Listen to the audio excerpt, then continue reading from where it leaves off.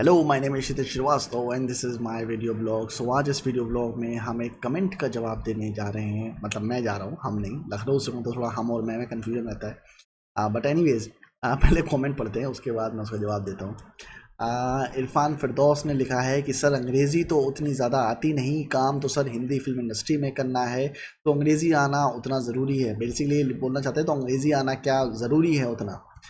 सो इसमें बहुत सारे चीज़ें इन्वॉल्व हैं और वो इन्वॉल्व हैं एथिक्स, मोरालिटीज़, जिसके बारे में अक्सर बात करता रहता हूँ, जिसकी रियल लाइफ में, प्रैक्टिकल लाइफ में बिल्कुल भी ज़रूरत नहीं होती है। और इसलिए मैं आपको कहना चाहता हूँ विदाउट कुछ लाग लपेट किए हुए कि इंग्लिश आना बहुत ज़्यादा ज़रूरी है।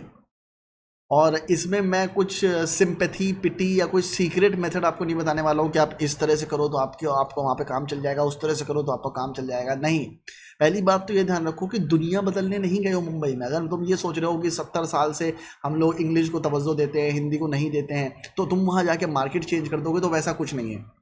कपिल शर्मा के अंदर स्टैंड अप कॉमेडी करने का हुनर था, पर उसको भी थोड़ा टाइम लगा रहा, उसके अंदर इंग्लिश आती उसको, तो शायद वो बहुत जल्दी और ज़्यादा आगे बढ़ सकता था। आप समझ रहे हो? तो इंग्लिश आना बहुत ज़रूरी है। और ये कोई रीज़न नहीं है कि नहीं यार मेरी इंग्लिश अच्छी नहीं है, सर मैं क्या करूँ, मेरी इंग्लिश बहुत ख़राब है। तो बहुत लोग मुझे फ़ोन करते हैं और मैसेज करते हैं कि सर मेरी इंग्लिश बहुत ख़राब है, सर मुझे इंग्लिश लिखना नहीं आता, मुझे इंग्लिश बोलना नहीं आता। अरे तो ठीक क्यों नहीं करते हो? प्रॉब्लम ये है कि आप प्रॉब्लम तो पोस्ट कर रहे हो, प्रॉब्लम तो बता रहे हो, प्रॉब्लम के लिए सोल्यूशन नहीं कर रहे हो, उसके लिए कोई एक्शन नहीं ले रहे हो। अगर इंग्लिश अच्छी नहीं है तो इंग्लिश अच्छी करो। इतने लोग इंग्लिश बोलते हैं, इतने लोग इंग्लिश पढ़ते हैं, कोई माँ के पेट से सीख के थोड़ा ना आता, यहीं पे आके सीखते हैं ना। और आपके पास इंग्लिश का जितना रिसोर्स है इस वक्त, उतना कहीं नहीं हो सकता। मतलब न्यूज़पेपर इंग्लिश में आता है, बुक्स इंग्लिश में है, आपके पास ऑनलाइन आर्टिकल्स हैं इंग्लिश में, यूट्यूब वीडियोस हैं, पिक्चरें हैं इंग्लिश में जो कि इजीली अवेलेबल है, आप उनको देख सकते हो।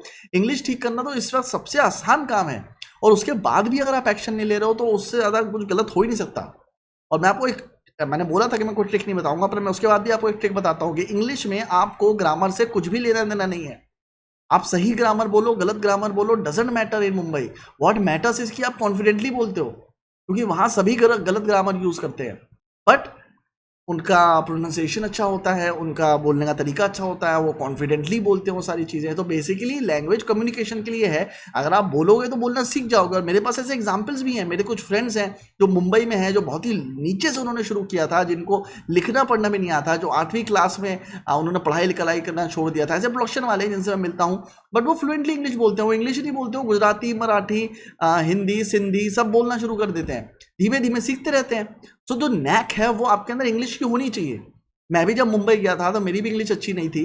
मतलब मुझे लगता था अपने लखनऊ शहर में बैठ के कि मेरी इंग्लिश अच्छी है, क्योंकि बाकी लोगों की इंग्लिश इतनी खराब थी। पर जब मैं मुंबई पहुंचा तो वहाँ सभी लोग अच्छी इंग्लिश में बात कर रहे थे। इवन जिनको इंग्लिश नहीं आती वो भी इंग्लिश में बात करते हैं वहाँ पे, क्योंकि वही लैंग्वेज है, वही कल्चर है। उस कल्चर को बदलने के लिए आप कुछ नहीं कर सकते हो। आपको नीचा दिखाया जाएगा just because you are speaking in Hindi, पर आप कुछ नहीं कर सकते उसके लिए। आपको इंग्लिश सीखनी पड़ेगी। उसको अपने ईगो का मैटर मत बनाओ कि नहीं मैं तो हिंदी में बात करूंगा, मैं तो भारत का हूं। मैं मानता हूं वो सही है, भारत में रह के हिंदी आनी चाहिए, पर अगेन दूसरों को कैसे बदलोगे? वो पूरा मार्केट कैसे बदलोगे? पूरी दुनिया कैसे बदलोगे? नहीं बदल सकते। मैं एडवर्टाइजिंग में काम करता था, वहाँ एक भी आदमी ऐसा नहीं था जो हिंदी में बात करता हो। इवन वो जब स्मोकिंग ब्रेक लेते थे या फिर लंच करते थे तब भी इंग्लिश में बात करते थे। अब बड़े प्रोडक्शन हाउस में जाओगे वहाँ भी सेम है, हर वक्त लोग इंग्लिश में बात करेंगे, क्योंकि कोई न्यूयॉर्क फिल्म अकेडमी से पढ़ के आया है, कोई शिकागो फिल्म स्कूल से पढ़ के आया है, कोई कहीं से पढ़ के आया है, कोई बाहर से आया है वहाँ से पढ़ रहे हैं, कोई ज़्यादातर लोग बैंगलोर के अच्छे स्कूलों से पढ़ के आए हैं, कोई दिल्ली के अच्छे स्कूल से पढ़ के आया है, तो वहाँ इंग्लिश में बात होती है। आजकल वैसी फैमिलीज भी हैं जो घर में भी इंग्लिश में बच्चों से बात करते हैं, जो हिंदी सिखाते ही नहीं है, और उसका उन्हें फ़ायदा भी मिलता है कि मुंबई में आके इंग्लिश में बात कर रहे हैं। तो आपको उनसे कॉम्पीट करना है, और वो रिच भी है। सो आप हर जगह से उनसे नीचे हो जाओगे, आप अपने आइडिया ही अक्रॉस नहीं कर पाओगे, जो कि एक बहुत ही सिमिलर थिंकिंग होती है कि एक आदमी जो होता है वो अपने जैसे लोगों के साथ बैठना चाहता है। तो वो जो इंग्लिश ग्रुप है जिसमें सब लोग इंग्लिश में बात कर रहे हैं, आप उस ग्रुप में जेल ही नहीं हो पाओगे। वो शाम को पार्टी करने जाते हैं फिल्म की शूट के बाद, तो आपको लेके नहीं जाएंगे, क्योंकि आप उनसे जेल नहीं कर पाते ना। आपके थॉट्स उनके थॉट्स मैच नहीं कर रहे हैं, आपकी बोली उनकी बोली मैच नहीं कर रही है, and then you will be left out. तो आपको वहां जाके अपने आप को उस ग्रुप का हिस्सा बनाना है। तो वो बहुत ज़रूरी है कि आप इंग्लिश सीखिए। तो बिल्कुल ये एक्सक्यूज़ नहीं चलेगा कि मेरी इंग्लिश अच्छी नहीं है, मैं क्या करूं, मतलब मेरे को इंग्लिश नहीं आती है, मैं इंग्लिश पढ़ नहीं पाता हूं। रोज़ 10 वर्ड भी नहीं याद करो। अगर तुमने 1000 वर्ड याद कर लिए वोकैबलरी के, हर रोज़ 10 वर्ड याद करो, साल भर में तुम्हारे पास 1000 वोकैबलरी होगी। और 1000 वोकैबलरी का मतलब ही तुम्हारी इंग्लिश अच्छी है। उन शब्दों का इस्तेमाल करोगे। क्या है, हम लोग नॉर्मली 100 से 200 वर्ड बार बार यूज करते हैं। तुम्हारी 1000 की वोकेबलरी है तो तुम्हारी इंग्लिश अपने आप ही अच्छी हो जाती है। पिक्चरें देखो, कुछ नहीं होता है तो पैसिव लर्निंग करो, पिक्चरें देखो, कुछ नहीं होता तो अखबार पढ़ो, अखबार में जो शब्द समझ में नहीं आते डिक्शनरी में उनका मतलब देखो। अब तो डिक्शनरी की भी जरूरत नहीं है, ऑनलाइन कितनी सारी वेबसाइट्स हैं फ्री डिक्शनरी करके, जिसमें तुम उनके वर्ड मीनिंग्स देख सकते हो। अपनी एक डायरी बनाओ, उस डायरी में लिखना शुरू करो कि अच्छा ये वर्ड का ये मतलब है, ये वर्ड का ये मतलब है, हिंदी में लिखो ताकि तुम्हें उस वर्ड का मतलब तो समझ में आए। फिर उसका प्रोनाउंसिएशन देखो। मेहनत तो करनी पड़ेगी ना, आप मेहनत से ही भाग रहोगे, मैं सीखूं कैसे, और उसका तो कोई जवाब नहीं दे सकता। अब वो 30 दिन का जो कोर्स करोगे कि 30 दिन में अंग्रेजी सीखें, उसमें कुछ नहीं होता। वो कभी ज्वाइन करने की मत सोचना। वहाँ पे वो पहले नाउन पढ़ाएंगे, फिर प्रोनाउन पढ़ाएंगे, फिर एडजेक्टिव पढ़ाएंगे, फिर ये पढ़ाएंगे, फिर वो पढ़ाएंगे। उसमें कुछ भी नहीं पढ़ाएंगे। वो आपको लास्ट 5 दिन बोलेंगे बोलो इंग्लिश, ऐसे बोलो वैसे बोलो, 25 लाइनें दे देंगे, इसको रट लो और उसको बोलना शुरू कर दो। वहाँ कुछ भी नहीं पढ़ाया जाता। जो पढ़ा रहे होते हैं उनको भी इंग्लिश नहीं आती है। English is a language which can be learn very easily. बहुत आसानी से सीख सकते हो आप बस डिसाइड कर लो कि मुझे अपनी इंग्लिश अच्छी करनी है। पहले तो इसी इंटेंशन के साथ शुरुआत करो कि मुझे अपनी इंग्लिश अच्छी करनी है। आपका पहला इंटेंशन ही प्रॉब्लम होता है। भाई प्रॉब्लम तो कोई भी पोस्ट कर सकता है कि अरे मेरे साथ ये प्रॉब्लम है, पर उस प्रॉब्लम का सोल्यूशन तो खोजो, उस पर एक्शन तो लो। इंग्लिश अच्छी करो। उसमें कोई कोई शॉर्टकट नहीं है कि मैं आपको बोलूँ कि नहीं नहीं इंग्लिश के बिना भी वहाँ पे चल जाएगा, नहीं चलेगा। मैं जब एडवर्टाइजिंग में काम करता था तो वहाँ पे सब लोग इंग्लिश में बोलते थे, जैसे कि मैंने बताया। तो वहाँ पे मैं ही एकमात्र आदमी था जो जिसकी हिंदी अच्छी थी। और लखनऊ के जो लोग आते हैं वहाँ पे, उनके बारे में ऐसा मानते हैं कि उनकी हिंदी बहुत अच्छी होती है, जो कि होती भी है। तो वहाँ पे जितने हिंदी के काम थे वो मुझे मिलते थे, and they would all come to me and say कि you know Kshitij my Hindi is not very good, you know यार तेरी हिंदी बहुत अच्छी है, मेरा हिंदी बहुत ख़राब है, ऐसा। And when they would say that ना, they won't say it with a feeling of shame और something like that, they would say it with the feeling of pride कि उनको हिंदी नहीं आती है। लिटरली बता रहा हूँ, मुंबई में ऐसे बहुत लोग हैं जिनको हिंदी नहीं आती है, पे प्राउड फील होता है। I think they are duffer, but ठीक है, उनका अपना सोच है। आप सोच बदलने थोड़ी ना गए हो वहाँ पे। तो बहुत सारे प्रोडक्शन हाउसेज से मैंने ऐसे काम किया। मैं भी लेफ्ट आउट फील करता था जब मैं उन लोगों से जेल नहीं कर पाता था। वो लंच में, स्मोकिंग ब्रेक में, हर जगह इंग्लिश में बात करते हैं। आप कैसे डील करोगे उनके साथ? आप उनसे जेल ही नहीं कर सकते। तो इंग्लिश लर्न करने के हज़ारों तरीके, हज़ारों वीडियो हैं, देखो बैठ के। महिंद्रास के कुछ इंग्लिश के लेक्चर्स हैं जो ऑनलाइन यूट्यूब पे पड़े हुए हैं, जो मैं भी अक्सर देखता हूँ। मैं भी अपने नोट्स बनाता रहता हूँ, मैं भी अपनी इंग्लिश लगातार इंप्रूव करता रहता हूँ।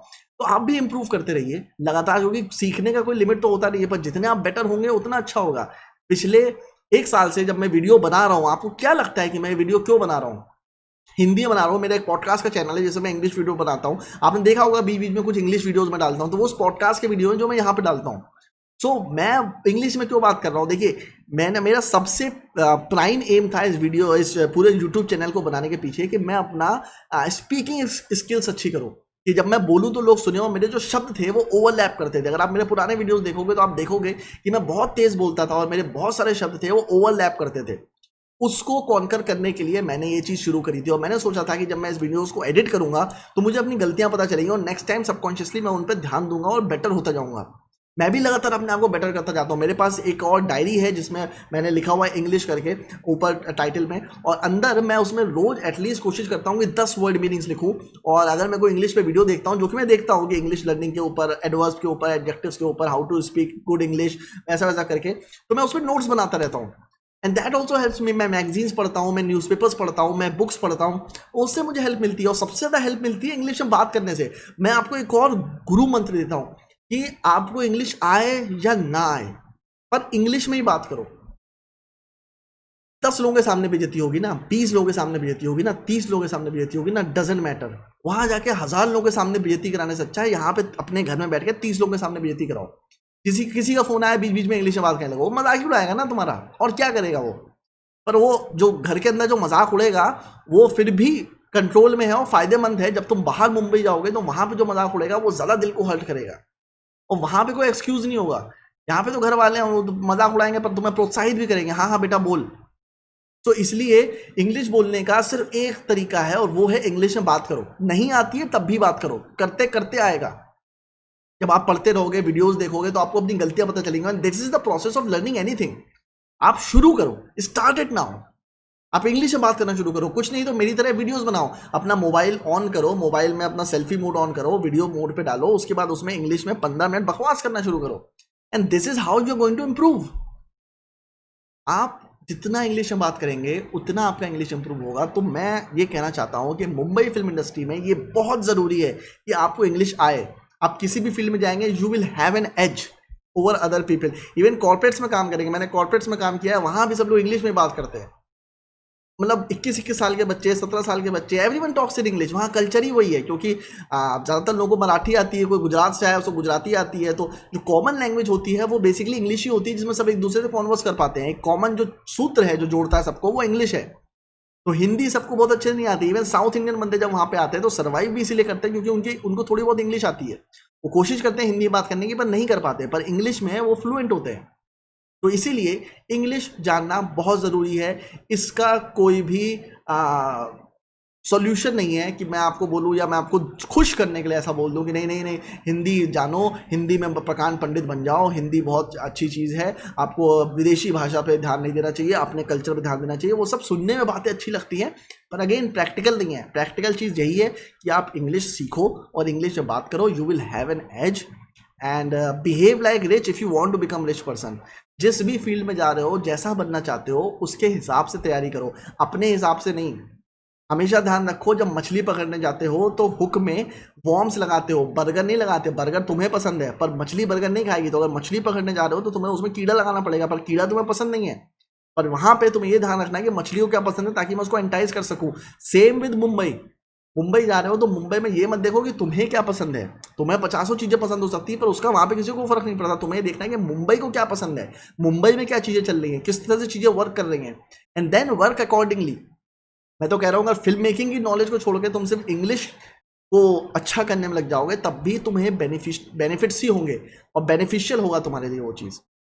तो आई होप कि तुम्हें मेरे अपने सवालों का जवाब मिल गया होगा। अगर मिल गया है तो प्लीज़ मुझे कमेंट बॉक्स में बताओ, अगर नहीं मिला है तो भी मुझे कमेंट बॉक्स में बताओ, और अगर कोई और सवाल है तो मुझे बताओ, मैं उसका जवाब देने की कोशिश करूँगा। And do comment and do share, like and subscribe to my channel. Bye.